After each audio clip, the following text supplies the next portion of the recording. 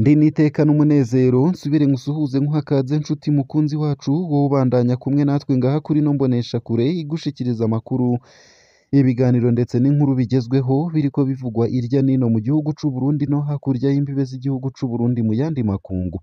Ndaguhaye kaze, ndaguhaye mwiriwe neza cange mwaramutse bivanye naho udukurikira uherereye. Ico utegerezwa gusa ni ugufyonda sabone cange subscribe, nawe utarafyondako hama ukabandanya ushikirwa n'amakuru, inkuru ndetse n'ibiganiro bigezweho biriko bivugwa irya nino mu gihugu c'u Burundi no hakurya y'imbibe z'igihugu c'u Burundi mu yandi makungu. Ndaguhaye kaze nanakwipfuriza kubandanya uraruranirwa mu vyo uriko urarangura vyose. Ano makuru rero harabafatiye ku ngingo nkuru zikurikira. Umumenyeshamakuru wa radiyo Isanganiro yarahagaritswe mu nyuma ararekurwa.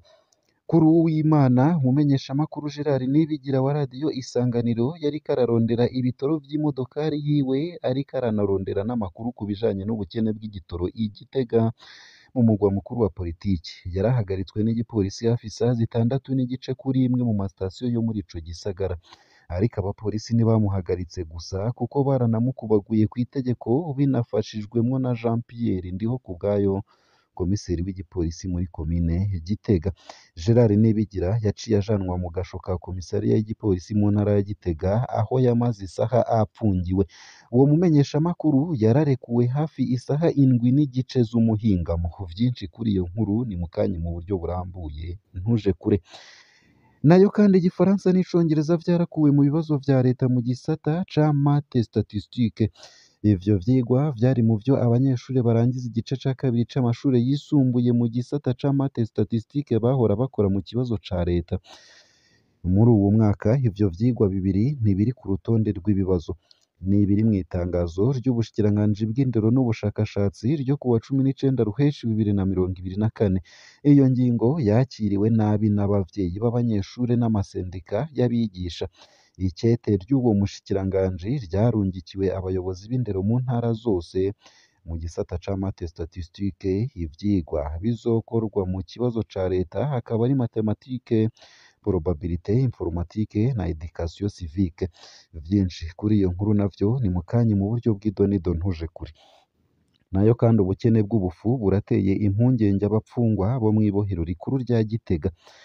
Kuva ku munsi wa mbere uheze abapfungwa 1728 bapfungiwe mw'ibohero rikuru rya Gitega mu mugwa mukuru wa politike w'u Burundi ntibariko bararonka ifu y'imyumbati n'iy'ibigori.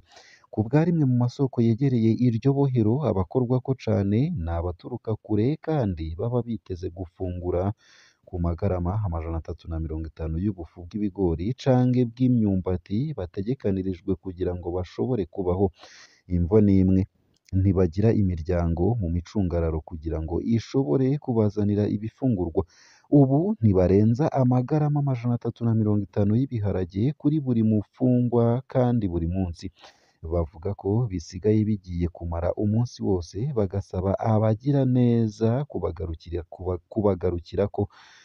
Ryubatswe kuva mu mwaka w'1923 rigenewe kwakira abantu 400. Ibohero rikuru rya Gitega ubu riharurwamwo abapfungwa 1728, ibice 400% kubo ryari ritegekanirijwe kwakira. Isayo gusa ayo hamwe n'ayandi ni mukanya mu buryo burambuye ntuje kure. Ico utegerezwa gusa ni ukumanuka munsi y'ino video hama ugafyona imbere y'ijambo Isange TV. Haraba handitse ijambo sabone cange subscribe, urafyondako hama uba udushikirije intererano yawe yo kuja turakuronsa amakuru, ibiganiro ndetse n'inkuru tubandanya gushikiriza. Ano makuru ku buryo burambuye nunyemerere nyatangurire kuri no nkuru ivuga ko umumenyeshamakuru wa radiyo Isanganiro yahagaritswe mu nyuma ararekurwa ari i Gitega. Kuri Uwimana umumenyeshamakuru Gerard Nibigira wa radiyo Isanganiro yariko ararondera ibitoro vy'imodokari yiwe ariko aranarondera amakuru ku bijanye n'ubukene bw'igitoro i Gitega ku mugwa mukuru wa politike. Yahagaritswe n'igipolisi hafi isaha 6:30 kuri imwe mu masitasiyo yo muri ico gisagara. Ariko abapolisi ntibamuhagaritse gusa kuko baranamukubaguye kw'itegeko binafashijwemwo na Jean Pierre Ndihokubwayo, komiseri w'igipolisi muri komine Gitega. Gerard Nibigira yaciye ajanwa mu gasho ka komisariya y'igipolisi mu ntara ya Gitega aho yamaze isaha apfungiwe. Uwo mumenyeshamakuru yarekuwe hafi isaha indwi n'igice z'umuhingamo. Kubw'igipolisi c'i Gitega, umumenyeshamakuru Nibigira yagirijwe gufata amasanamu n'amafoto y'abapolisi bariko baragerageza kugarukana umutekano muri iyo sitasiyo.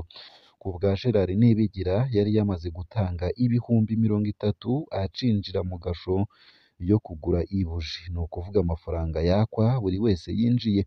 Amafaranga yiwe yayasubijwe ariko amafaranga yiwe yarayasubijwe, ariko akababazwa nuko amatelefone yanje abiri aracabitswe kandi ari mu minwe y'uwurongoye igipolisi muri komine ya Gitega. Ivyo bikorwa Gerard Nibigira akabona ko ari iterabwoba biguma vyibonekeza mu gihugu.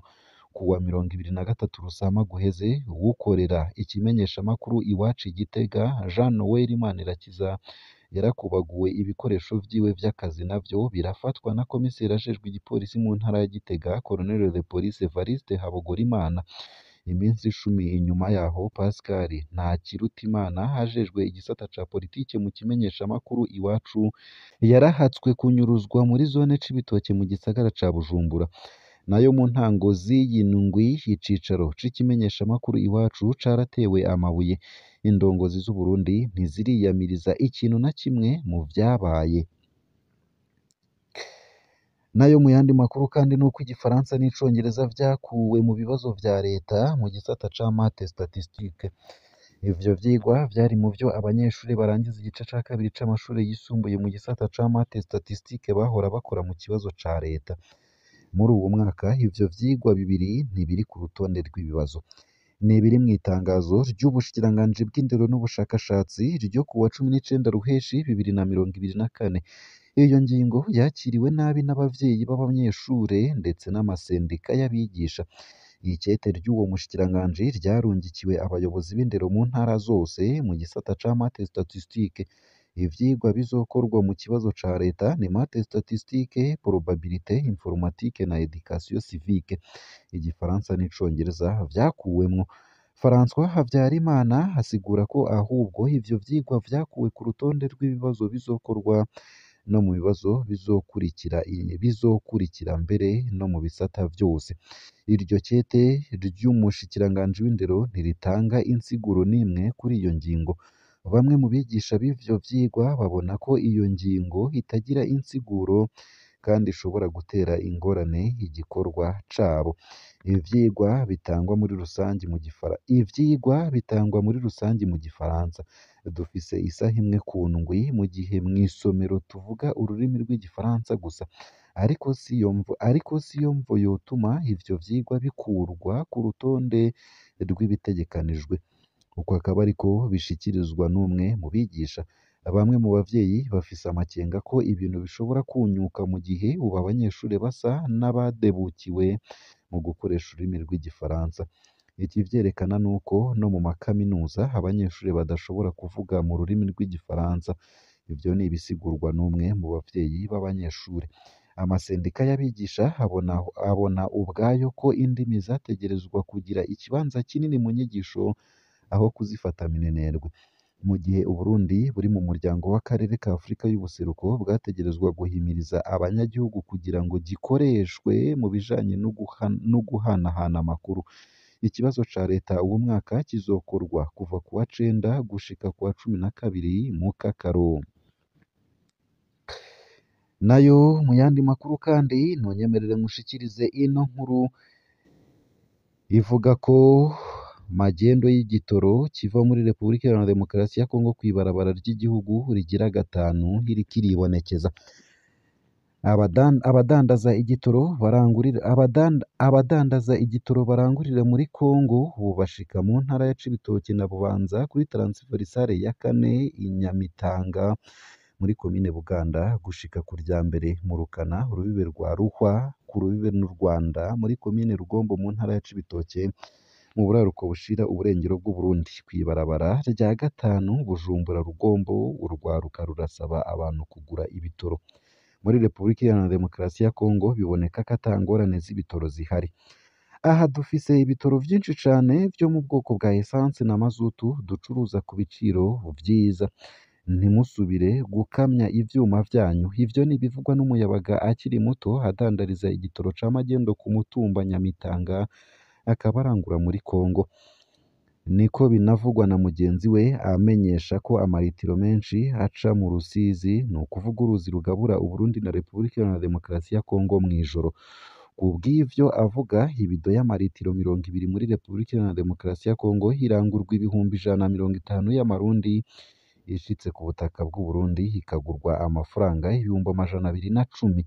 Aho urashobora kuba wungutse ibihumbi 40 vyihuta ukuyemwo ibiciro vyo kwiyunguruza bigera ku bihumbi 20, kandi umuntu arashobora kugenda kenshi.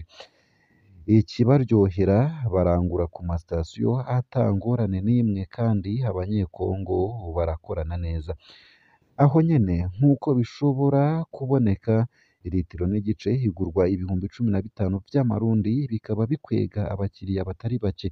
Ngura ibitoro ku bagitembereza kandi baradufasha cane. Ubuheruka imodokari yanje yari iri mu guheramwo ibitoro, kandi narashoboye kuronka ata ngorane amaritiro makeya amfasha kubandanya urugendo. Ivyo ni ibivugwa n'umwe mu badereva bagira urugendo Kayanza Bujumbura aciye mu ntara ya Cibitoke. Abanyagihugu bo muri iyo ntara co kimwe n'abadandaza ivyo bitoro basaba leta kubugururira inzira ku mugaragaro kugira ngo barangure neza muri Kongo. No hakurya ya Rusizi, abakoresha amapikipiki bafasha mu kunguruza ivyo bitoro bararyohererwa uruja n'uruza runini rw'abarundi baja kurondera ivyo bitoro, kuko ku bwabo bituma binjiza amafaranga. Ngaha hakaba ariho nsoreje ano makuru nari naguteguriye, ariko avugwa irya nino mu gihugu c'u Burundi no hakurya y'imbibe z'igihugu c'u Burundi mu makungu ya kure. Ico utegerezwa gusa no gufyonda sabone canke subscribe, nawe utaravyondako hama ukabandanya ushikirwa n'amakuru, inkuru ndetse n'ibiganiro bigezweho tubandanya gushikiriza bivugwa irya nino mu gihugu c'u Burundi no hakurya y'imbibe z'igihugu c'u Burundi mu makungu ya kure. Ndakwipfurije kubandanya uraruranirwa ndetse no kubandanya uragira ibihe vyiza n'umunsi mwiza.